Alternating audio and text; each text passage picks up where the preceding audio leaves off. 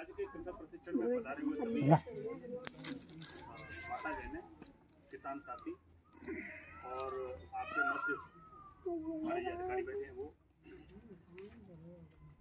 जैसा आप पिछले 1-2 घंटे से बैठ करके इस प्रशिक्षण को सुन रहे हैं, इस प्रशिक्षण का मुख्य उद्देश्य ये है कि जो अपन DAP, यूरिया, तमाम तरह के जो केमिकल्स होते हैं उनका स्प्रे करते हैं, उनके होने वाले जो साइड इफेक्ट हैं, उनके जो दुष्परिणाम हैं, उनके बारे में चर्चा कर रहे हैं। सरकार चाहती है कि आप इन चीज़ों को छोड़ करके और जो प्राकृतिक खेती है, प्राकृतिक खेती वो खेती है जो प्रकृति खुद करती है अपने नेचर से।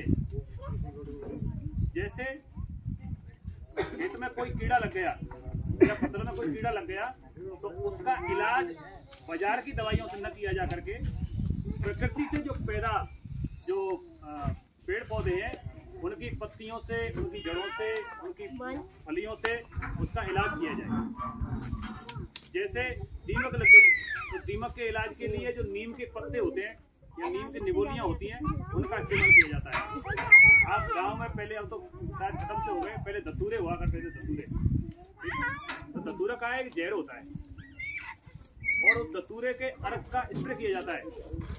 ठीक है, पहले मिर्च होती थी, मिर्च में कुकरा की बीमारी हो जाती थी, कुकरा भी हो जाता कुकरा, तो कुकरा को नष्ट करने के लिए एक पीतल के बर्तन में मट्ठा रख के और उसको 5-7 दिन के लिए उसको सड़ाया जाता था। मट्ठे अभी सड़ाते हैं, तो उस मट्ठे जो मही होता है जिसको मट्ठा बोलते हैं, उस मही से जो बिल्कुल वो पीतल के बर्तन में ऐसा हो जाता था, बिल्कुल जहर हो जाता था उसका, और उस जहर का स्प्रे अपन कैसे करते थे, उस कुकरा लगी मिर्ची पे, तो उससे कुकरा पूरी तरीका से खत्म हो जाता, नहीं हो जाता था।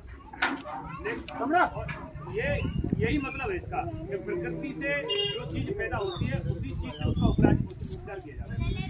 जैसे अपन बाजार से हार्मोन्स बढ़ाने के लिए या फिर न्यूट्रिशन बढ़ाने के लिए अपन DAP, यूरिया, पोटास वगैरह लेके आते हैं, तो उस पोटेशियम की मात्रा वैसे इंडियन जो भूमि है उनमें ऑलरेडी पहले से है।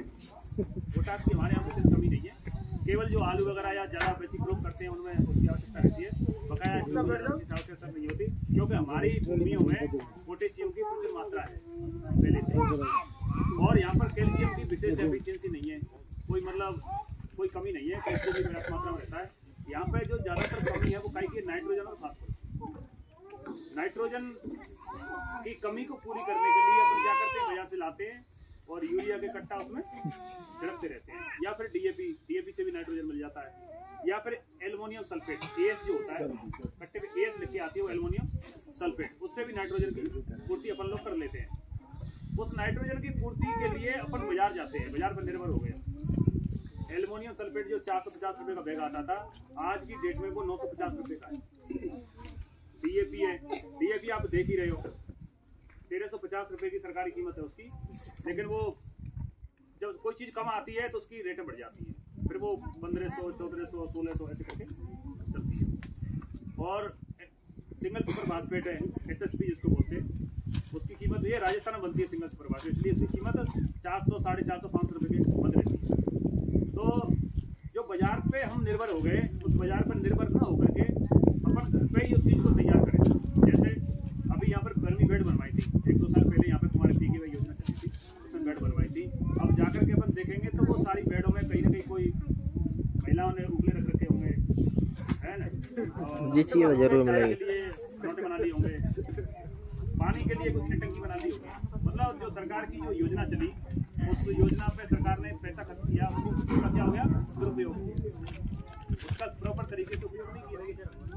नहीं तो वर्मी कंपोस्ट एक बहुत बढ़िया चीज़ है, और वर्मी कंपोस्ट भी प्रकृति से तैयार होती है।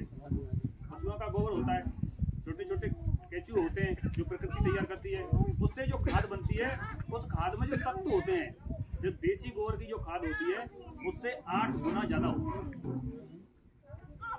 8 गुना ज़्यादा।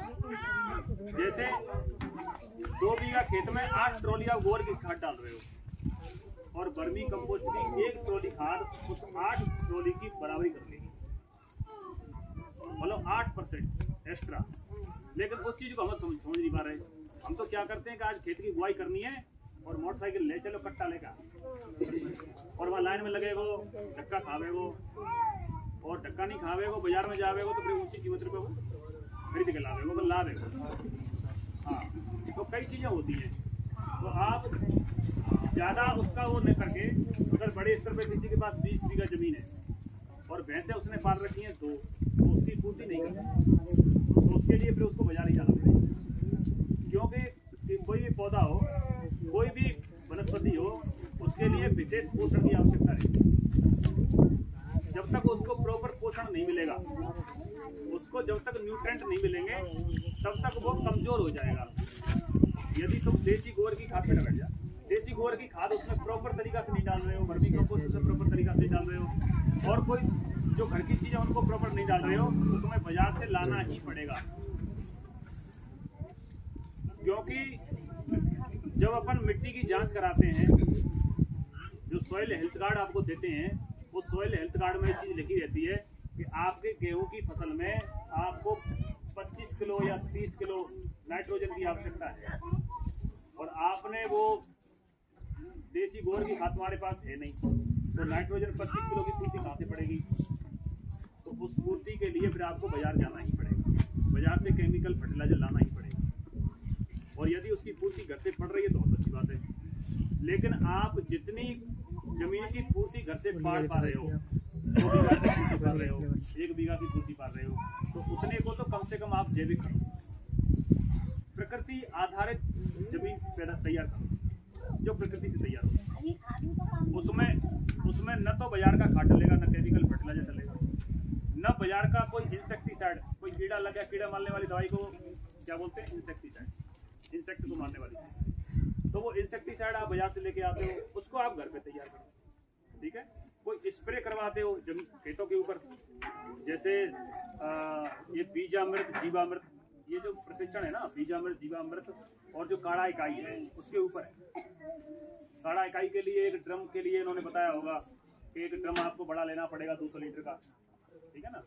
जैसे बीजामृत तैयार करते हैं ना, तो उसमें 5 किलो गाय का गोबर, गैया तो पाल रखी है ना गाँव में, बाहर करते ही 5 किलो गैया का गोबर उसमें जरूरी है, और 5 किलो गौमूत्र, उस गैया का 5 लीटर पेशाब, ठीक है, और 250 ग्राम चूना, जो चूना खाने वाला चूना यूज करते हैं वो 250 ग्राम चूना, और कोई से भी अच्छे से खेत की 250 ग्राम मिट्टी उसमें मिला करके, और 20 लीटर पानी, वो 24 घंटे उसको मिला करके रखना है।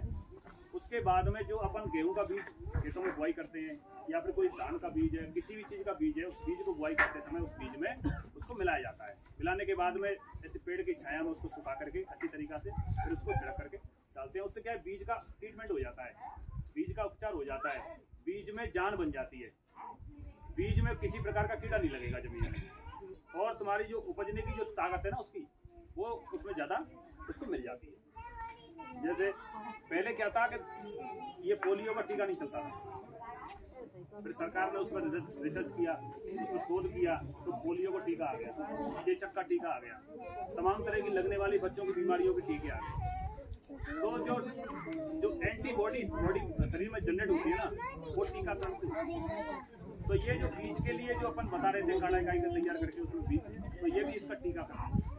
यदि पौधे के बीज का टीकाकरण हो जाएगा तो पौधा क्या होगा, स्वस्थ होगा, वो बीमारियां उसमें नहीं लगेगी।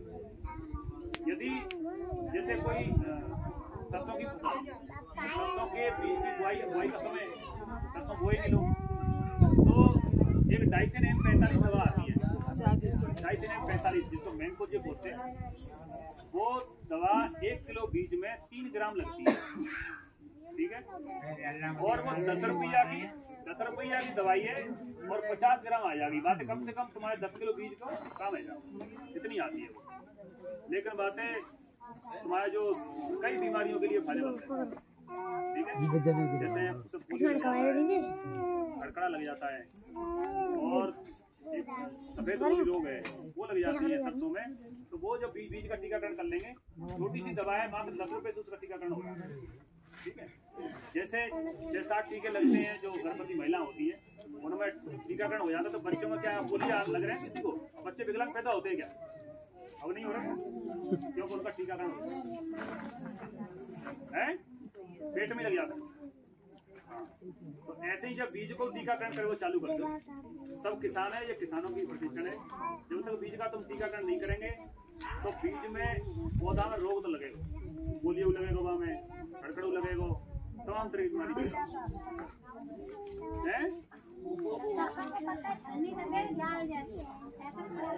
नहीं वो कीड़ा है।